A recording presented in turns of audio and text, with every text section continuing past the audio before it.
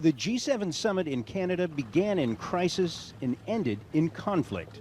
U.S. President Donald Trump came late, left early, and ceded no ground.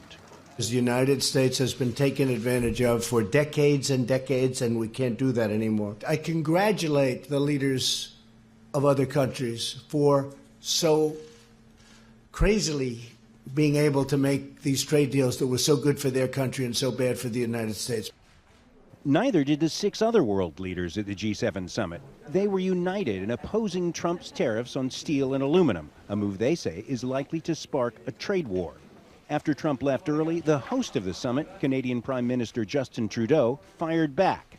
I highlighted directly to the President that Canadians did not take it lightly, that the United States has moved forward with significant tariffs on our steel and aluminum industry, particularly did not take lightly the fact that it's based on a national security reason, that it's kind of insulting. But we also will not be pushed around. Trump, from Air Force One on his way to Singapore to meet North Korean leader Kim Jong-un, sent off an angry tweet calling Trudeau dishonest and weak. All 7 nations had papered over the trade spat, signing an agreement that vaguely endorsed, quote, free, fair, and mutually beneficial trade, without defining it. That agreement is now moot.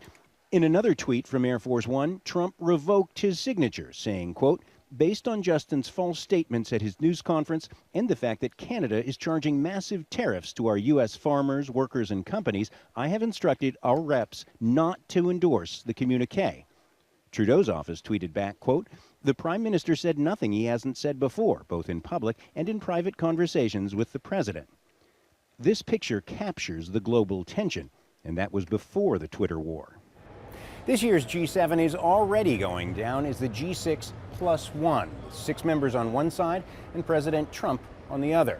It's a summit 6 of the members hoped would end by de-escalating a budding trade war that instead has ended up accelerating it. But it was Trudeau who had the support of his fellow G7 members. Where we disagree with our allies on something, it is right that we say so and air the issue openly and frankly.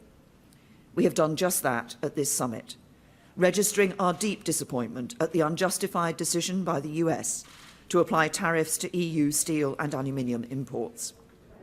As the G7 leaders returned home, they leave more divided than ever.